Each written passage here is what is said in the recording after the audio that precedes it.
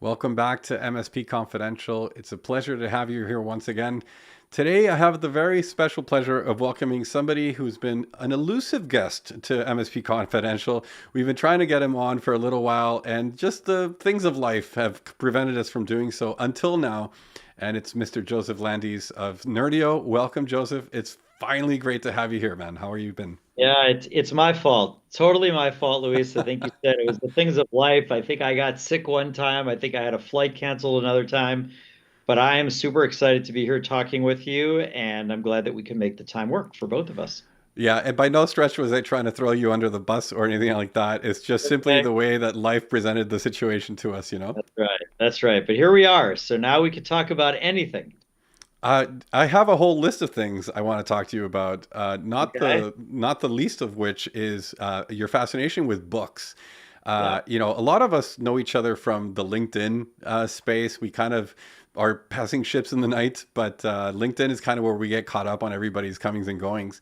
And one of the things you tend to do is post about bookstores, or you post some picture from some airport or some bookshop in some airport. Tell me a little bit about this thing with the books. Right.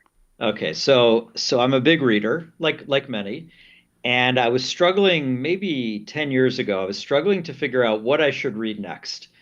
And I was picking up books that weren't that exciting to me. So I said, all right, where can I like almost be sure that when I pick up a book, it'll likely be a pretty good book?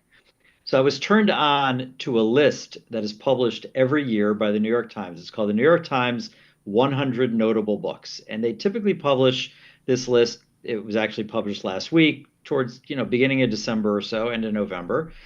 And it's about 50 nonfiction books and 50 fiction books. And I decided to go back as far as I could to find when they started publishing this list. It wasn't always called the notable books list. It was actually, at one point, it was called the 275 outstanding books of the year. And I started a spreadsheet in typical tech fashion. I started a spreadsheet and I started typing in every single fiction book from the notable book list as far back as I could go. And I believe in checking with the New York Times that this started in 1947. So my list goes from 1947 till the last list that was just published last week.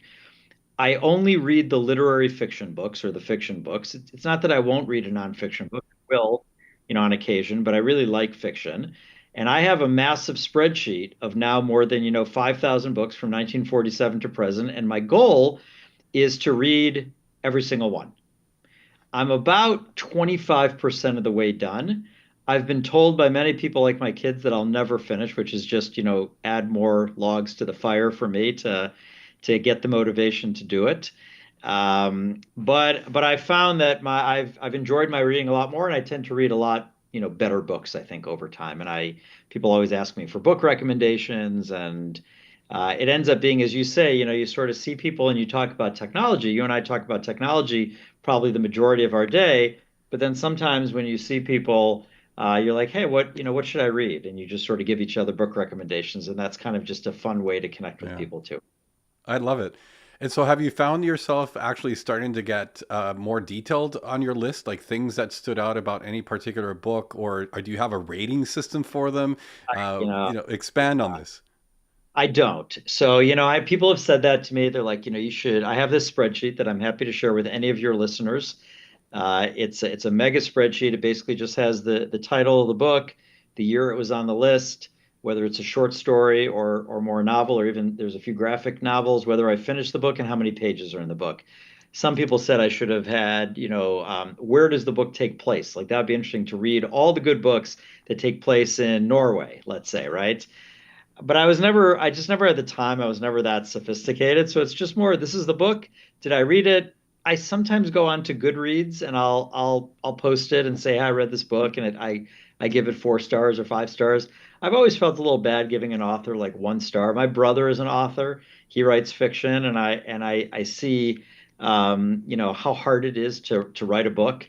And I've always felt like, just for writing a book, you should get to at least 3 stars, right? And so the effort it takes, to write it and to get it published and to get it out there. So I have a lot of, really, I see what my brother went through to publish what was really a great first novel. He's actually just about to publish his second right now. And I have a lot of respect for authors. It begs the question of escapism a little bit, since you kind of have a bit of the fiction preference, I suppose. Do you think about sort of the escapism of it? Is that a part of it that you enjoy, kind of getting carried away by the story a little bit? A little bit.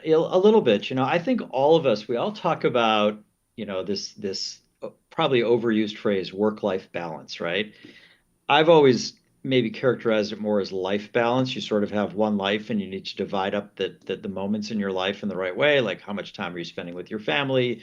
How much time are you spending, like me, maybe reading a book, exercising, taking a walk, eating some good food. But there definitely is something about sitting down and reading a book that kind of does transport you a little bit into a different world or into the world Mm. of the character in the book, or think about the author who's writing the book. And that is definitely a bit of a respite from the difficult work that we're all doing and the hard work that we're all doing and the pace that we're all keeping up running software companies. So I would agree with that, Luis. Yeah, is the reading kind of associated for you with the travel, given how much travel you do? And we'll get into that in a little bit. But Yeah. is that your vehicle for reading? Is some of the travel? I think so. I took a flight yesterday from New York to Palm Springs, California. So it was a connection. It was, a long flight. I typically do a lot of work on planes. I'm able to kind of tune out everything and get a lot of work done, but I also do a lot of reading on planes, and it does let me just kind of zone out a little bit. You know as well as I do, traveling a lot. You get on a plane and there's all kinds of like, my seat's not that comfortable, or people complain about Mhm. this and that, and someone's yelling at someone else, and someone spills something. If you could just sort of zone out with the book, it actually does make the time go by pretty fast. So physical books or digital readers? Great question. Great question. I go up and back a lot. I have a Kindle. I bring a Kindle everywhere because this concept that I never knew of before Kindle was published, that you could just have unlimited books with you at any time, is just tremendous, right? Like, who doesn't want that? But I also very much like holding physical books. I find the reading experience is different. Not bad one way or the other, but different. I think when you're holding a book, you almost feel the story a little bit better. On a Kindle, everything kind of looks the same. Conversely, I read faster on a Kindle because you're not flipping the pages, you're just sort of clicking through, right? So Hmm. I like both, and I typically travel with both. As my parents always told me, you can't be anywhere without reading material. So I'm a little bit paranoid about that, not having enough reading material to sort of get me through some downtime. Yeah, that's fair. I feel like I have at any given point three or four things that I'm in the process of reading. Um, I am not as fiction forward as you are. I probably tend to read more business books and things of that nature, but I have like three or four things on the go, so I'm never out of things to read. But that makes a interesting segue to when you started this list and you started this reading habit. Would you consider that now, in hindsight, to have been sort of a big inflection point in your life? And maybe what other inflection points have you had that kind of were defining in the term of how you go about life, how you go about certain habits and behaviors and so on? I definitely, I've had inflection points in my life, and I'm happy to talk about those for whoever's interested in listening. Yeah, I think the reading, making the list, to me, I'm kind of a list person. I like finishing lists of things. I like making lists about all kinds of stuff and finishing them, and I like setting goals that seem somewhat unachievable.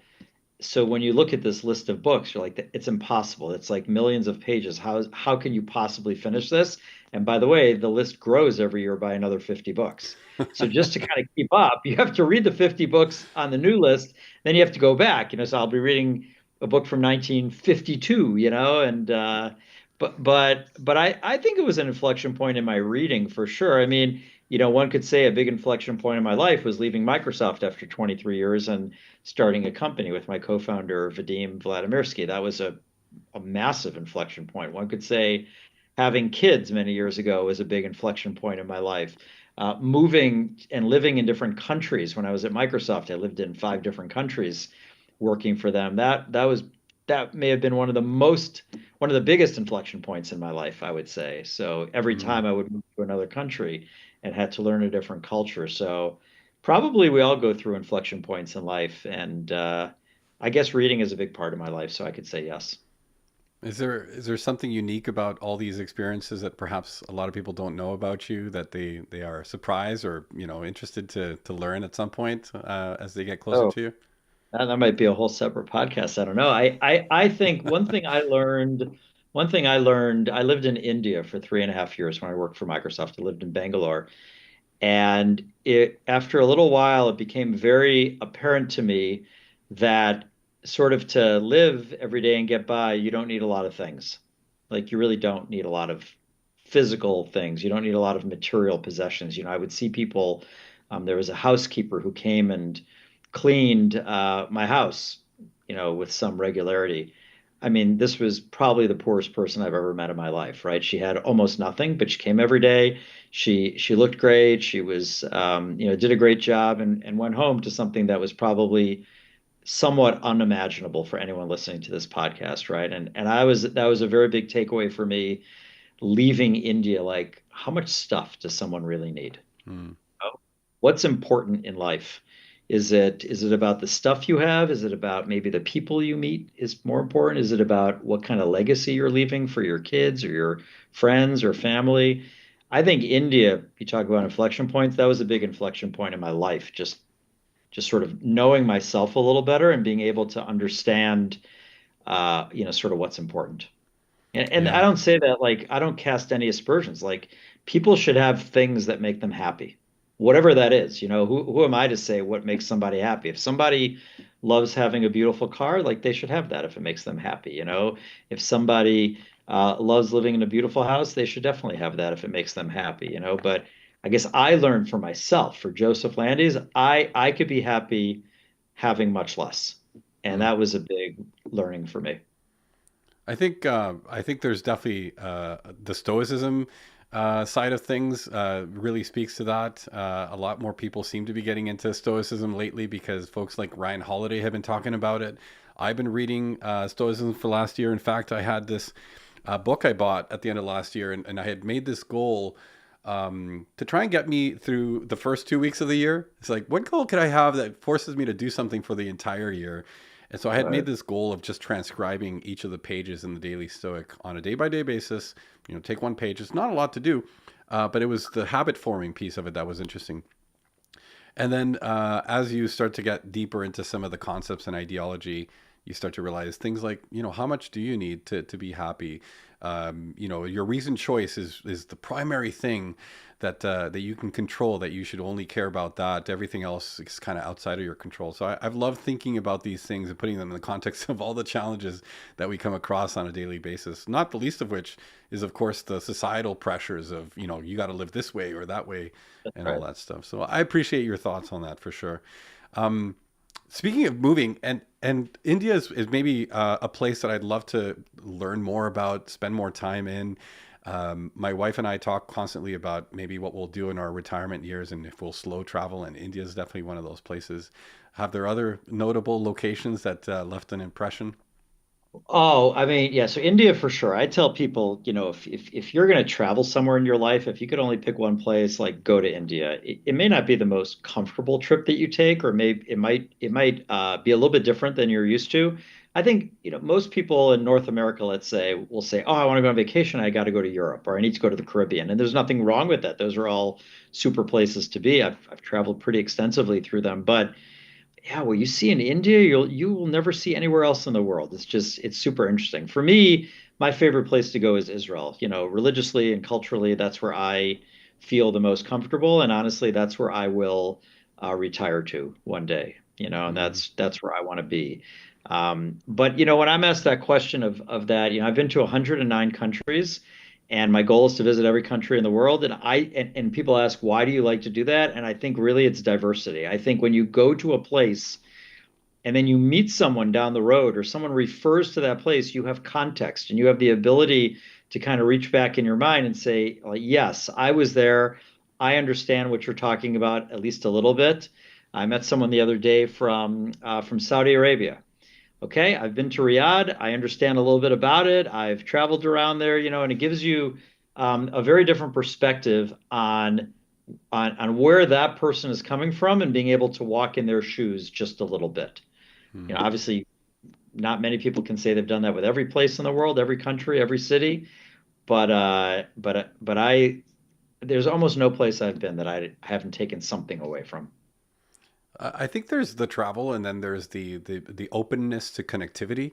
I got an interesting email from Bob Berg, the co-author of The Go Giver, this morning. I'm on his newsletter, and he was talking about this experience that somebody that had written in, telling about the fact that they were open to a conversation. They met a really nice gentleman on a plane and had this wonderful historical context conversation, and or another person. And I'm curious if you've become more intentional about that connectivity, or being open to just a random encounter of that nature. I feel a lot of people tend to just be closed to that, obviously, just going about their business. 100%. And right. 100%.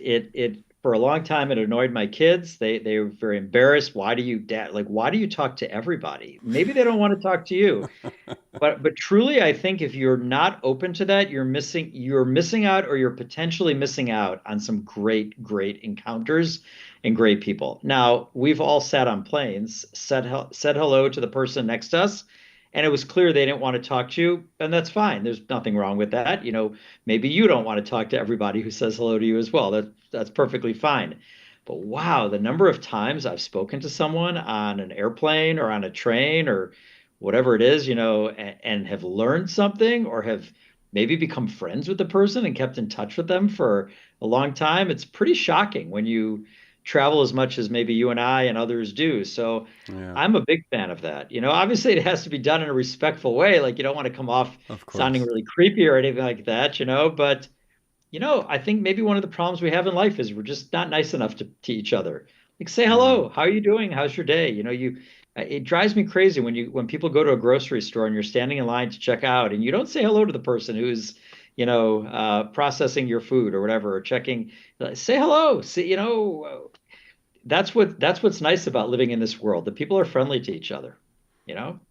What are some of your go-to icebreakers, if you have a couple of top three or top five? I certainly am not one that anyone would say is like the suave kind of person to have the great opening line. I typically just say, hi, how are you doing today? And uh, let's say yesterday I was sitting on a plane. I was flying from New York to Denver, and I'd say, oh, are you stopping in Denver or are you going on? And that typically, leads to some Yeah. kind of conversation. Oh, great. What are you doing there?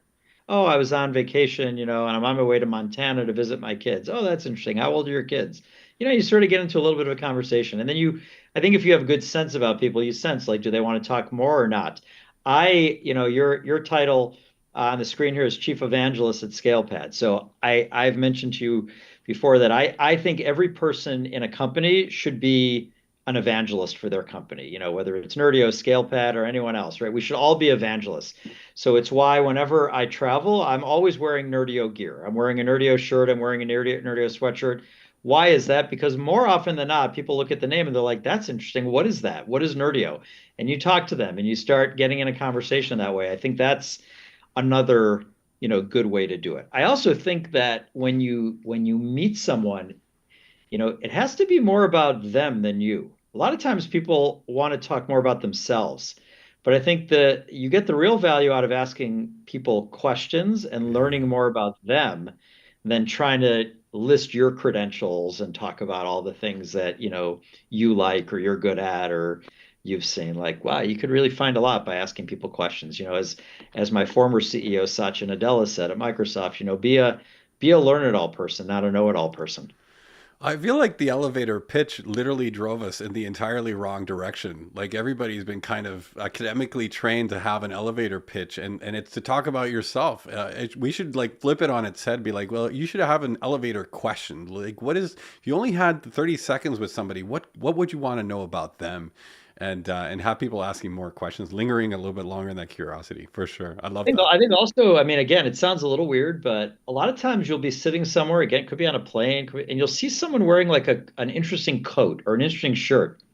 Maybe say something to them like, "Oh, that's a nice, sweater you're wearing." People like that kind of compliment. Now, I might not say it to someone, you have to be careful not to say it like in an inappropriate way, of course, but people just need to be nicer to each other, I think. I like that. Again, I'm not saying I'm like some kind of, perfect example of that. I'm certainly not. But I think if we all made a little bit of an effort, starting with me, to do that, probably life would be a little bit more pleasant for all of us. You know, the funny thing about talking about these things now in the public record is that you kind of have to make it, true. you can't, Right. you can't hide Sure. from the statements anymore. So I'll be expecting a walk up from Joseph Landis at the next conference to say, "Hi, Okay, Luis. good. That's a really nice jacket you're wearing there. How have you been?" Great scale pad shirt you have on again. I love it. Man, well, let's pivot maybe a little bit into technology. We talked about moving a bunch, in the physical sense, but there's been sort of this tendency or this move to cloud Mhm. situation going on in our technology space. And I was recently at one of the partnership leaders events in Chicago, and I was at this keynote where somebody dropped the line, now that the cloud bubble has burst, meaning sort of this whole big move and pivot of moving to the cloud seems to have been this maybe false start, or people didn't expect it to be what it was. And you're squarely in this area with Nerdio and helping people move a lot of resources into the cloud. So, what are your thoughts on that statement? Have we misinterpreted it? Have people been making wrong assumptions about quote unquote moving to the cloud? Yeah, I mean, I don't know who that person is, but I completely disagree with him or her. I mean, I think if you just look at sort of what's going on in the world, every hyperscaler, Microsoft, Azure, AWS, GCP, Oracle, every hyperscaler is growing by leaps and bounds. Not 1%, 2% a year, but, in the case of Azure, 30% a year on a massive, massive base. That's sort of one data point. I think another data point is, most hyperscalers are their biggest struggle isn't finding customers. Their biggest struggle is finding enough capacity, is finding enough land to build data centers and the components to fill those data centers up with servers and gear and networking and all sorts of Mhm. things that will power companies. You look at what's going on with AI. AI is not happening on-prem. AI is happening in the cloud. What's the biggest constraint in AI right now? It's processing and it's the data center capacity. So, again, I don't know much about who that person was or what the context was necessarily, but I certainly don't feel like there's any kind of burst of the cloud. I think the cloud is where people need to be in the space that you and I, talk about a lot. Let's call it the MSP space. I think if you're an MSP and you have not seriously considered moving everything to the cloud, you're probably not going to be in business at some point. Now, most MSPs, of course, have taken their first step to the cloud through Microsoft with Microsoft 365. Almost every MSP in the planet is using Microsoft 365. Probably those MSPs, which is almost everyone, doesn't think the cloud has Yeah. burst. But then the next step is to get those MSPs to move all of their infrastructure to the cloud. So no, I don't see that at all. At least I certainly don't see any signals that it has burst. Now, are there workloads that a company may want to run on-prem? Sure. Maybe an application hasn't really moved to the cloud yet, and it needs to run on-prem, and therefore someone needs like a hybrid way to manage their infrastructure. But to say that the cloud is burst, I think the only thing that's bursting are the data centers because it's just they're filled up, and they The need to capacity. they Yeah. need to extend the walls a little bit. So.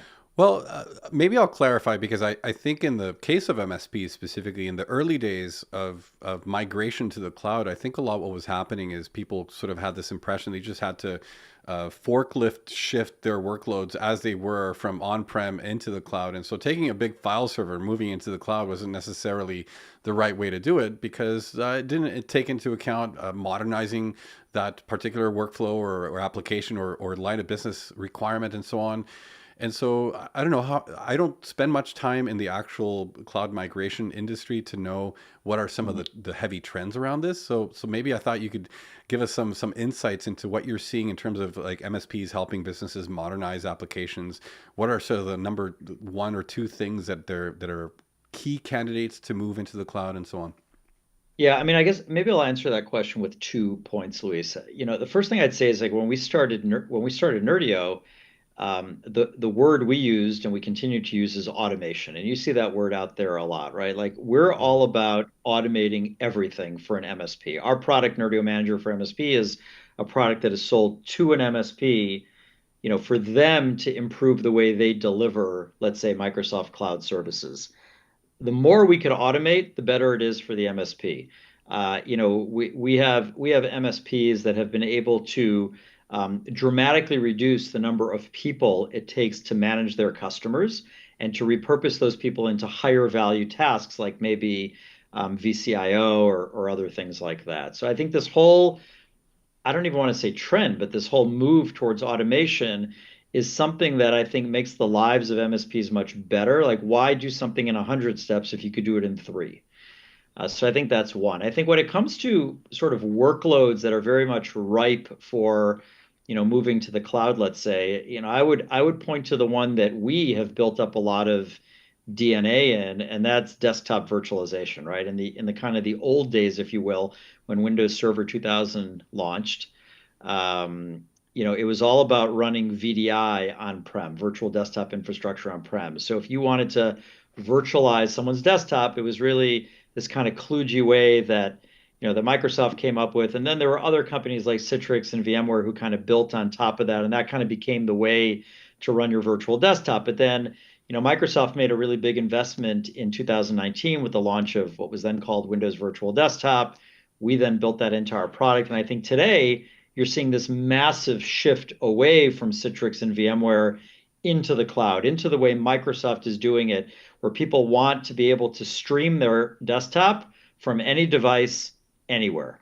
Obviously, that was very popular. It became much more popular in the early days of COVID when people all had to go home and they just had Yeah. to take whatever device they had and run their desktop off of it.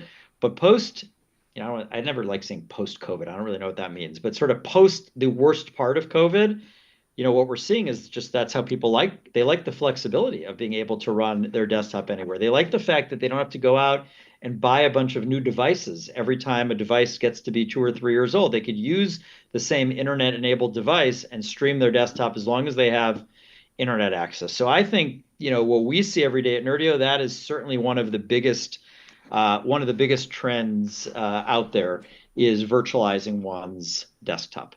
Yeah. And I want to ask you, like, from the 23 years at Microsoft and some of your roles there involved, server launches. Yeah. One of the things you mentioned on your LinkedIn profile is you were part of one of the biggest MSP focused calls to action around Server 2008 launch, if I recall correctly. And so my question is really, had you started to see around the corner on some of this desktop virtualization stuff, or were you kind of following a bit of Microsoft lead that was already, the market play? Yeah, I certainly, in the Nerdio partnership that Vadim and I have, I'm not the technology visionary, that's for sure. That's Vadim and others in the company. So I was the launch manager at Microsoft for the Windows Server, SQL Server, and Visual Studio 2008 launch. And the concept, sort of the launch theme that my team and I came up with was something called Heroes Happen Here. And the idea was to make heroes out of the IT professionals, whether they were at MSPs or enterprise companies, wherever they were, because those are the heroes. Those are the people that work so hard every day to bring the technology into the company, to decide on the technology that they want, and help make the organization successful. But honestly, at the time, I couldn't envision anything like what's going on now with the cloud. I think the first inkling I got of it was when there was this kind of small project at Microsoft called Red Dog that eventually became Azure, and then Azure sort of became a thing. And even when Azure became a thing, like not all of us really understood what that was. But then at some point, the company said, this is our big bet, Microsoft Azure. It was certainly a few years after AWS, first launched and came out with their cloud services. But then Microsoft really pivoted very, very hard over towards the cloud. And I became part of the machine that would just essentially, migrate people and set up programs to do that. So no, I take no credit for having any kind of visionary, perspective on that at all. Fair enough. I mean, I remember still, even with things like just the management layer moving into the cloud, with things like Meraki networking, how much friction and resistance there was to that in the early days. And, people kind of wrote it off immediately. It's like, oh, this will never work. Nobody wants to have this kind of stuff moving there. And how quickly has the entire world pivoted? I feel like, Think about it, though, Luis. Think about it, right? I mean, when we started Nerdio 2018, right? Our mission at Nerdio was to empower MSPs to build successful cloud practices using Microsoft Azure. So I would go to the first, we had 5 people in our company, right? So I'd go to some of the same events you and I go to still, IT Nation Evolve. I would show up, I'd get into a room of 12 MSPs and pitch them on our solution, right? And many of the MSPs were quite skeptical, like cloud, like I'm not moving to the cloud. And then I would yeah. say, I think you've already moved to the cloud with Microsoft 365. Oh, but that's different. Well, how's that different? Your SMB customers are running basically their most mission critical application just about in the cloud, and it seems to be working pretty well. So what's stopping you from moving your storage to the cloud, your networking to the cloud, your all those other Mhm. pieces? And that was the early challenge that we had at Nerdio. Was first we were a little ahead of our time, I think. First we had to convince people that the cloud was a thing. Then we had to convince them that Azure was the cloud they should bet on. And then we had to convince them about what is Nerdio all about and how's Nerdio going to help you. So I think in the early days of Nerdio, we were very much evangelists almost for Microsoft Azure more than we were for Nerdio. Yeah. Well, it's not gone unnoticed, at least on my part. I see occasionally the pictures of the boot camps that you guys run in the various cities across North America or other parts of the world. And it's always a jam-packed, pretty large room, people learning about, managing and migrating to the cloud. And so this educational piece, I feel like, is obviously a big component of not just delivering a product, but, educating people along the way. And this is, in many ways, has been a mantra of the MSP space to some extent. But tell me a little bit about the focus on education here, because I think that's an Yeah, interesting part of your go-to-market.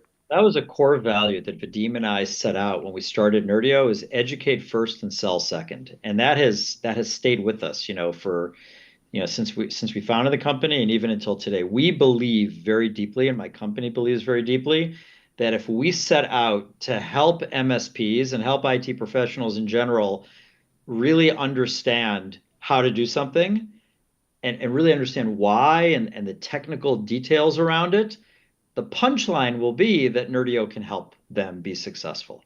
But I could tell you, I mean, we do many, many, many calls where an MSP is not sure, should they do this, should they not do this? And we spend the entire time educating them. So that sort of led to what we call the Nerdio training camps that you mentioned.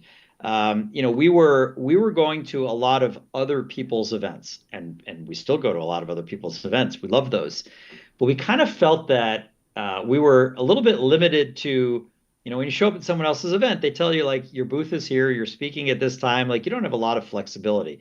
So we said, well, what if we created these sessions where we invite people into a room, laptops open for 2 days, and we show them how to do something. It's not a selling session. It's not about signing people up to buy anything. It's about like, we're going to show you how to bring a customer into the cloud. We're going to show you how to price it, why you should do it, how to package it up. We're going to show you all the technical details, obviously using Nerdio because that's what we do. And we find that that is a much, much, much better way to sort of make progress with MSPs. The first year we ran these training camps, I think we had 6 of them. I think this year we did 30 of them around the world. 30 Mm. was probably a little too much, honestly. That took a pretty big toll on the employees, and our trainers and folks. I think 2025, I think we have it's more like 24 of them scheduled, I would say. And they're free. They're totally free. We don't charge people any money for them. We get like 40 to 50 MSPs who come to the event. We're not looking to get 200 to come to the event. We're looking for a room of people who are excited about learning for 2 days. And our proctors, our training team, they're amazing. They're all about answering and helping. And you know the truth, people leave the room pretty excited, and eventually they come back to us and say, "Yeah, I'd like to use Nerdio and partner with you on this." Ah, there it So I is. think it's a good approach. The I'd go-giver like to see mentality. more of it. Yeah, I Yeah. mean, I think if you ask me, like, people ask me, what do you think about what's going on in the MSP ecosystem and what would you like to see change? Like, I would like to see a lot more of those kind of organic efforts by vendors in the MSP space because I think, and I've seen a lot do it, by the way. It's not like we're the only ones doing it. I see all kinds of events happening and people doing things, but I think the big events serve a certain purpose, but the kind of learning with a laptop open, doing things, hands-on labs, whatever you want to call it, I think there's a place for that, and I think people really appreciate that, particularly the technical Yeah. folks. I love the mission, the education mission. It's such a key part of just helping MSPs evolve, and we talk about this regularly on this podcast. Is that we have a constant entrance into the market, are need to evolve and mature very quickly, and this sort of education focus that a lot of vendors have is so key to them be able to make that transition into operational maturity and growing their business and so on. So I love that focus. Speaking of mission, I guess, interesting segue to ask you, the CRO role, Chief Revenue Officer, is pretty a wide berth of responsibilities, I'd say, at any given organization. And Nerdio's been growing a lot. So I assume there's a lot that kind of rolls up to you. But I was curious to ask you if there's any particular focus that inspires you or connects you more Yeah. to the bigger mission than anything else. So when I left Microsoft to found Nerdio with Vadim, I mean, I honestly I didn't know what a CRO was or what it did. I had to look it up and figure it out. And you're right. I think a CRO, to some extent, is I don't want to say it's a catch-all for a lot of things, but it involves a lot of things. And I think I don't really know of any CRO who's going to be perfect at all the things that come with it. But if you ask me the part that I enjoy the most, I try to be a very outside in person, and I try to drive our company to being an outside in company. What do I mean by that? I think the truth is found at the partner and the customer. I think if you want to know the answer to something, just go talk to customers and partners, and they'll tell you Hmm. what's really going on. So I had a really great manager at Microsoft when I was in Microsoft Brazil. Her name was Paula Belizia, and she would color code her calendar. And she showed me this system that she had one time, and she would color code it in a very precise way.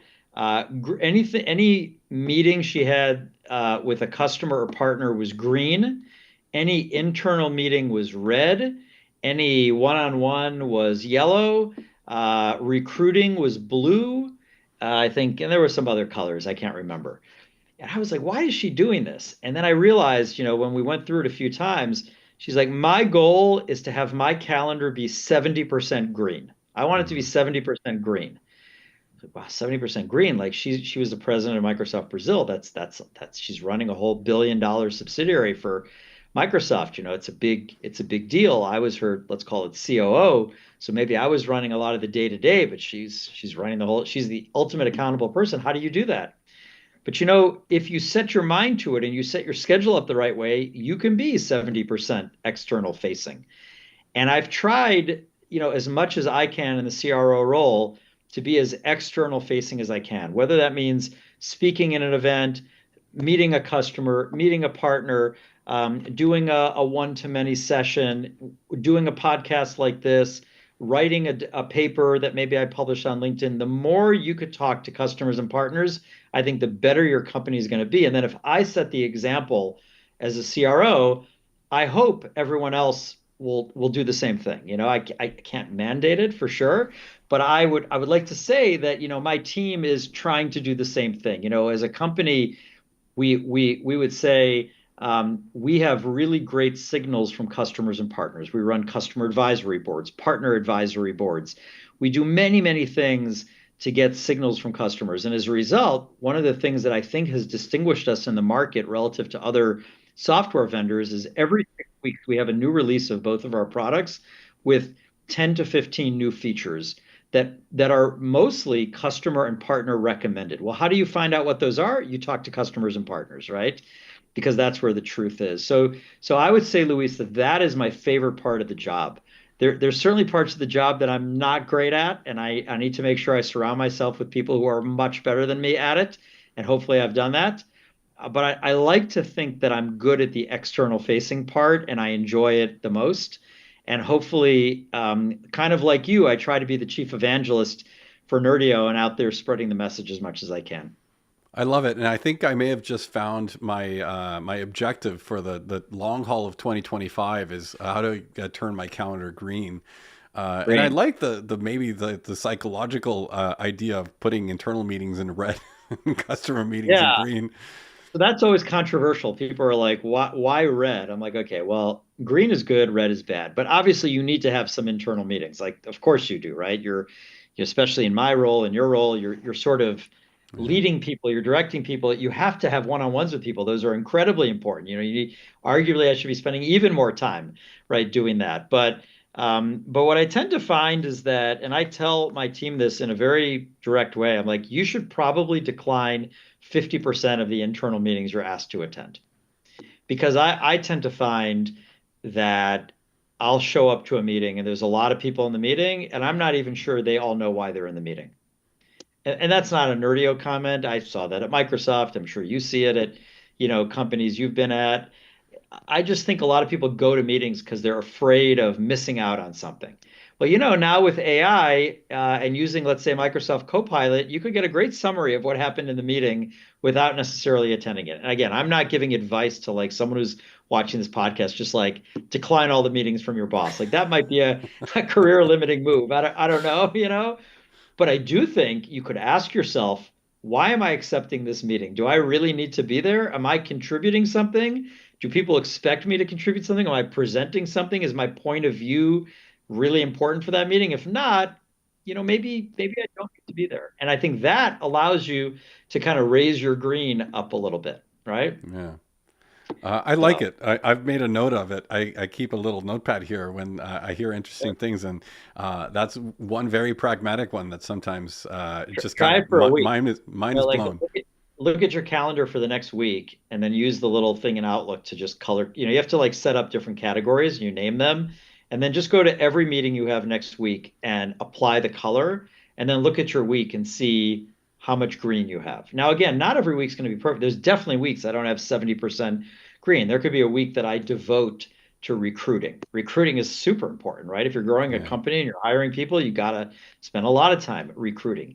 You need to spend a lot of time with your team and your people and re-recruiting your great employees. Those are super important things. But I tend to find that if you build up a habit around spending time with customers and partners, you'll be in a better place for it.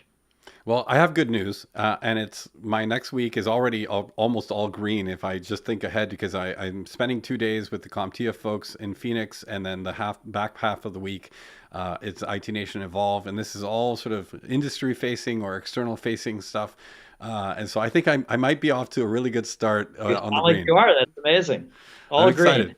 I'm excited. I think I'm going to color my out of office entries also as green because that's maybe the Good too. catch-all potentially. Good. But so you said you're not particularly a technology visionary necessarily, but obviously your life is intersected by technology at every possible cross walk and path and everything else. And I'm curious if you've considered how your relationship with technology changes over the years as advancements like the big pivots we have with AI or desktop virtualization, or you probably can think of a number of other really interesting pivots in technology over the years.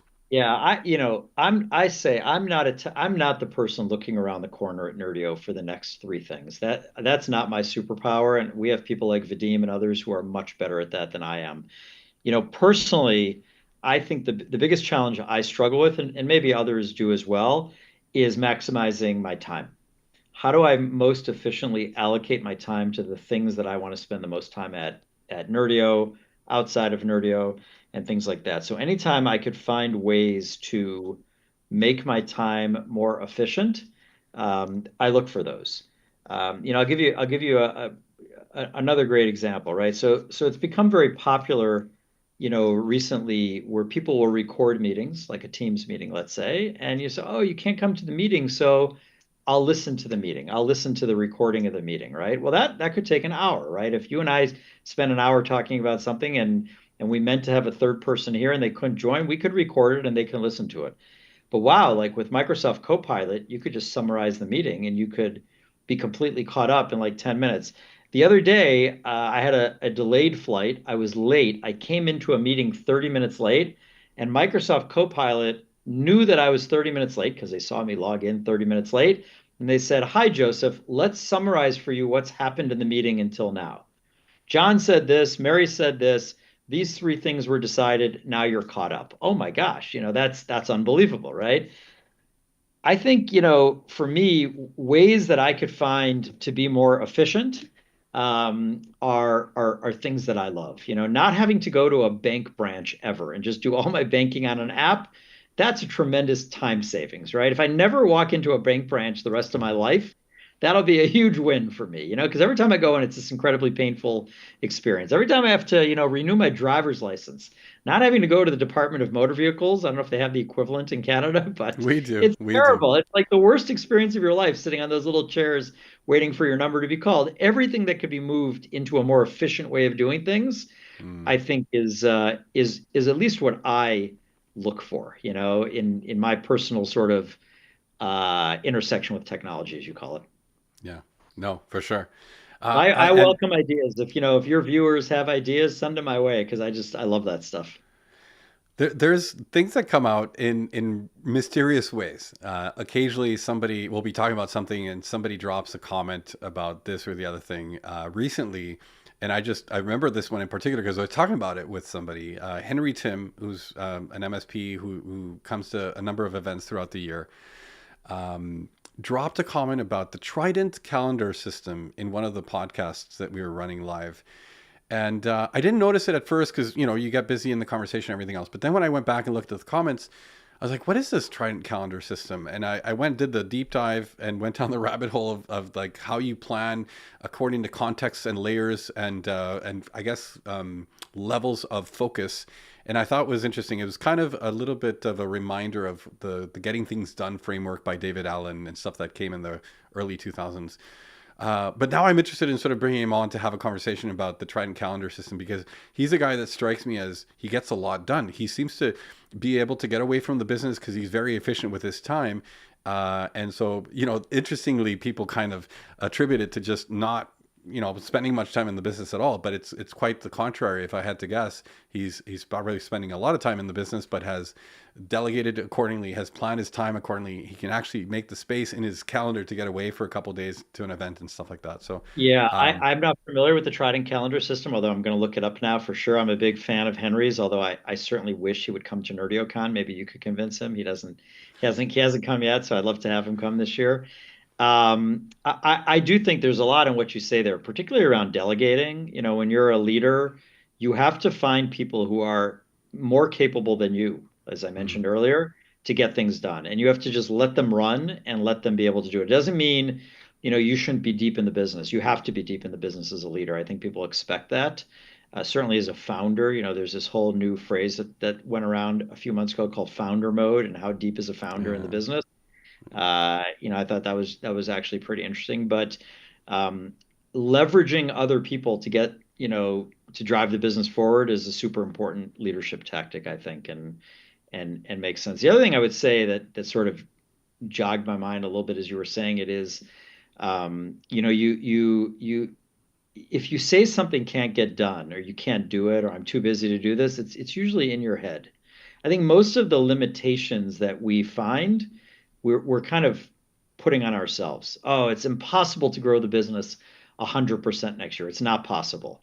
I think a great phrase that my co-founder Vadim always uses is, "What are the constraints?" So when someone tells you something can't be done, it's going to be, how are we going to grow another 100%? We're already growing so fast. The business is so big. Each year it gets harder to grow 100%. mm, What are the constraints? Is it you don't have enough leads coming in? You don't have enough money to spend? You don't have enough people in the organization? Which of those constraints are things you could do something about? And what honestly is a constraint? Like you might say, I really want to get into this market, but I don't have product market fit. Okay, that's a legitimate constraint that you're going to have to fix, right? You may have to develop a new product that might take some time. So you have to kind of differentiate between the constraints that you could actually do something about and the constraints that might be just market forces that are making it hard. And even those, I think, are able to be overcome. So I think a lot of times when people tell me, oh, that's just not possible, it can't get done, it could be done. And then I'll say, my team hears me say this a lot, putting putting a date on the calendar is a tremendous way to get stuff done. Like when we ran our first NerdioCon, like it was in the middle of COVID. It was in Mexico, as you remember from being there. Like we had no idea if this was a good idea to do or not. But you know what? You put the date on the calendar, and you quickly find out because you have to get ready. The materials have to be ready. The rooms have to be ready. Everything has to be set. So putting a date on the calendar creates incredible inertia towards getting that thing done. Yeah, I believe it. I think that you've jogged my memory in talking about maybe that pragmatism, that Vadim exhibits by saying, "Oh well, what are the constraints?" and just sort of taking the first step to solving around or past or through the challenge. And it's that, I often find myself saying that the only difference between MSPs that are growing and not is really sort of a bias towards execution. And I feel like this is kind of like a trait that people have in many ways. It can absolutely be learned. It's habitual for sure. But I'm curious on your thoughts of this idea of execution, bias for execution. Also a whole separate podcast almost, right? I mean, a lot of times I interview people, and at some point in the interview, particularly if they're maybe a person with more experience, they say, I want to work on something strategic. How many times have you interviewed someone and says, is this job a strategic job, or I want to work on something strategic? And I always say, execution is the most strategic thing you could do at Nerdio. I mean, if you can't get stuff done, you could be the smartest person in the world and you're not going to be successful at a fast moving company like Nerdio and I'm sure many other companies out there. So I fully agree that that is super super important, and we do have a bias towards execution. I would also say that I think a phrase that goes very well alongside that is done is better than perfect. A Yeah. lot of times I see people sit on things for a long time because they're afraid I'm going to disappoint my manager. I might put this material out there. It's not going to be perfect. It's got to get done. And a lot of times just getting it done, you will learn. So you mentioned our training camps. Okay, the first year we ran the training camps, I could tell you the first few were not that great, right? They were okay. They were fine. We made a lot of mistakes in our first few training camps. We didn't know what we were doing. We didn't know what the agenda should be, when we should serve the food, how many people we should invite, who we should invite. There were a lot of mistakes, but you know what? You run the first one, you make mistakes. You run the second one, you make mistakes, and it gets better and better and better and better. And then by the time you run the 20th or the 40th or 60th or whatever we're up to now, you get the rhythm down and then you move on to the next thing. And you're like, I know how to do that. I've got the playbook for that. I could get to the next thing. And I think that Yeah. the people that don't do that and they just hold the stuff because they're afraid it's not going to be perfect. Again, like I'm not saying someone shouldn't embarrass a company by putting something out there that's just terrible, right? I mean, that's not good either. You need to have pride in your work. You need to review your work. You need to make sure there's no spelling mistakes or grammar mistakes or crazy things going on in some video that you do. But I'd say most of the time, just get the thing out there, let people react to it, and adjust. I love it. Done is better than perfect. Yeah. Um, you talked about, if you need the answer to something, go talk to your customers. And it reminded me of something David Weeks over at Enable says quite often. He says, the answer is in the room. Meet with your people, meet with your customers, and the answer is always in the room. And so this next question is perhaps a little tangent on that because the answer is probably already in this podcast from all the things we've talked about to some extent. But I was wanting to ask you how you define success in your role beyond obviously just, driving financial success for the business or the outcomes that you're trying to set forth. But what does success look like to you? Yeah, before I answer that, I'll just say I don't know David. We've never met, but I'm not sure the answer is always in the room. And I think that was actually my point. I think a lot of times you need to go outside the room to find the answer No, but because, but in his context, he's meeting with partners, like, and he's oh, not okay, good. necessarily referring to Yeah. like internally in your meeting room, but I- rather in the room that you're meeting with your customers in. Yeah, That, so then I agree with him 100%. yeah, Success in my role. I mean, look, When you run a fast-moving B2B SaaS company, there's no question that success are the numbers that you deliver. Like you can't really get around that.